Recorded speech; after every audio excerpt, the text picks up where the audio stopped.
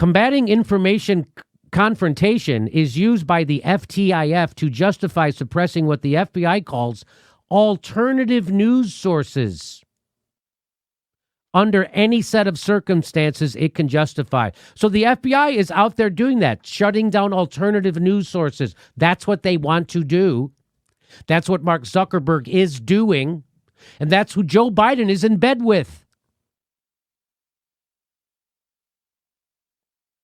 And there are some people on some of the biggest new YouTube shows who are cool with this, publicly, still cool with this. If you're cool with this, news for you, you're not a journalist and you're not on the left. Newsflash. That's from a pothead jagoff comedian who does journalism way better than you. So go ahead, keep Russiagating, which is what set this up for censorship to be visited upon the left. It was told to the people who were Russiagating in real time, if you Russiagate, it's going to be used against the left to censor us. It's being used against the left to censor us, and those same fucking morons are still Russiagating. And they're still cheering on censorship from the intelligence community. Here's Jimmy Dore talking about, really, you want to talk about depoliticizing people. Here's Jimmy Dore on his take on the slightly expanded squad. I don't care if Cory Bush just got elected and fucking Jamal Bowman and the squad, and they're there to fake you out. Progressives inside the Democratic Party are there to fuck you up and fake you out. They're not there to help you. So this idea that somehow now Cory Bush and Jamal Bowman is going to somehow add to the heft of the progressive caucus is just a pipe dream, because you have 6 people or 7 people who are kind of progressive inside the Democratic Party. What that does is gives a false signal to workers that the Democratic Party is an opposition party. It is not. They are there to give you the false impression that it is. And that's why AOC is in the party. That's why Cory Bush is now in the party. They are not taking over this fucking party. That is not happening. Those people are head fakes inside the Democratic Party. More power to Cory Bush. It's a fool's errand to send you into the Democratic Party. You are going to be squashed. Hey, the Democrats just got Cory Bush and Jamal Bowman. We have expanded the squad so that now we have more progressives who will do exactly as Nancy Pelosi tells them. So proud of himself. Do you think AOC has the balls to call out Nancy Pelosi? She literally just did. All right. Well, we got. Yes. I mean, she's literally just did. She just on the eve of Biden's victory had the balls to critique the Democratic Party on cable news and in an extensive New York Times interview where no one else is doing that. But yeah, let's vilify the only people who are fighting for us. Yeah. House Speaker Nancy Pelosi is refusing to take any of the blame for Democrats losing seats in last week's election. Instead, she's focusing on the future with a Democrat president. Congressional correspondent Chad Pergram is on Capitol Hill tonight with the latest. Good evening, Chad. Good evening, Brett. Well, this is going to be the most narrow majority for any party in more than 2 decades. House Speaker Nancy Pelosi often uses the phrase, know your power. So I asked Pelosi that very question today. But is there an end in any way by having a smaller majority and what that means for both the caucus, control of the House, and for your speaker? May I remind you that we have a president of the United States. We have a president of the United States. That is so very important. And whether you're in the minority or majority, if the president is of your party, you have more power. Pelosi today accepted no responsibility for losing seats. In fact, the speaker said she saved the majority, but Pelosi's power is already diminished.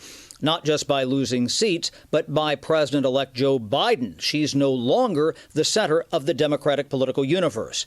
Still, Pelosi must grapple with internal divisions. The House Minority Leader, Kevin McCarthy, says Democrats veered towards socialism. Conservative Democrats believe liberal Democrats nearly cost their party the House. And progressives are doubling down. This term defund, when my constituents and my community is out in the street, heartbroken over far too many people who have been killed due to police violence. And when my community is coming out and saying and demanding this, it's my job to listen. There are rifts in the Democratic Party right now, especially in the House Democratic Caucus, but that's not going to be up to House Speaker Nancy Pelosi to solve. It's up to Joe Biden. Brett? No, it's so much easier to just be an outsider and critique the people who are doing the hardest thing imaginable, standing up to both Republican and Democratic establishments and doing it without corporate money from the ground up. But no, you get to feel morally superior because your Patreon subscribers here's are the thing. paying you to just crap on Democrats. Alternative? No, Tulsi Gabbard. Tulsi Gabbard is apparently his alternative. Exactly. Yeah, right. Tulsi Right. on. The true champion of the working people who's going to stick it to Pelosi, who's on her way out of Congress. Who endorsed right Biden? now. Yeah. Here's what's also sort of just incredibly nihilistic about it. First off, as that gap between Republicans and Democrats decreases, right, the power of the squad goes up. 6-7 votes, are very close to making a majority. Now, if this moron, who I think at last check was, promoting the Green Party, if this moron wanted to use any of the massive audience that he has, he would have the Green Party or help a Green Party congressional candidate. Because all you need now is like 3 or 4 of them. And they could be basically leverage those 6 or 7 people. I can assure you that during that interview, and people can go back and look at it, I was getting IMs from people that I care about saying, don't be too mean with him. Do not destroy him too badly. Literally, the quote was, don't take the headshot. Even though it was just sitting right there throughout this entire debate with him, where his whole plan was that Hillary Clinton was going to lose. And then at the time he was like, and then we'll get Elizabeth Warren in there. And the Republican Party is going to destroy Donald Trump and they're going to fall apart. We're going to win in 2022. We're going to win in 2018. Yeah. We're going to take over. That's why Trump was better for progressives than Hillary Clinton. We're going to take over the Supreme Court because these Democrats, who I think are feckless, are going to finally build a spine and take over the party. I mean, look, because I was arguing like Democrats are feckless. They're not going to be able to stop 3 Supreme Court justices. And he told me that was the equivalent of the moon, worrying about the moon falling in Lake Michigan. This guy is so stupid when it comes to politics. I'm totally in favor of him holding a sign up and promoting any of his causes. But his analysis is completely disempowering. If you as a progressive, and even if you're like, frankly, like I can understand to a certain extent if you're radical to the point where you don't want any of this to exist, that's fine. That represents, with all due respect, a very, very small portion of the American populace. For now. But be that as it may, the idea that there is no value in having a slowly growing band of insurgents who have taken out parts of the Democratic leadership, right? And there's no value there. Then there's value in what exactly? It's all about which team and which personality you don't like. And Nancy Pelosi, we all don't like. So, everyone's under the umbrella of her. And God forbid, AOC called her Mama Bear one time.